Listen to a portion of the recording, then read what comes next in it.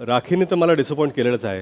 ही जेव्हा गोष्ट घडली, सगळ्यात जास्त आवाज जर कोणी चढवला होता तर सागर यांनी चढवला होता. एवढा वाद झाला त्याच्यावरती, असं वाटलं की दोघे एकमेकांच्या अंगावरती इतके गेले की असं हातापायी होईल का या दोघांमध्ये, असं वाटत होतं. एवढी सिरियस गोष्ट होते. लोक अग्रेसिव्हली मुद्दे ठेवतात, बोलतात, विरोध करतात. वाटतं वा ह्या माणसाने स्टँड घेतलाय, काहीतरी एक इंटिग्रिटी दाखवतात. पण 10 मिनिटानंतर परत सगळं नॉर्मल होऊन जातं. मग आमच्या मनात शंका येते की हा जो स्टँड घेतलाय तो फक्त इफेक्टसाठी घेतलाय. राखीने तर मला डिसअपॉइंट केलेलंच आहे. ही जेव्हा गोष्ट घडली, सगळ्यात जास्त आवाज जर कोणी चढवला होता तर सागर यांनी चढवला होता. एवढा वाद झाला त्याच्यावरती, असं वाटलं की दोघे एकमेकांच्या अंगावरती इतके गेले की असं हातापायी होईल का या दोघांमध्ये, असं वाटत होतं. एवढी सिरियस गोष्ट होते. लोक अग्रेसिव्हली मुद्दे ठेवतात, बोलतात, विरोध करतात. वाटतं वा ह्या माणसाने स्टँड घेतलाय, काहीतरी एक इंटिग्रिटी दाखवतात.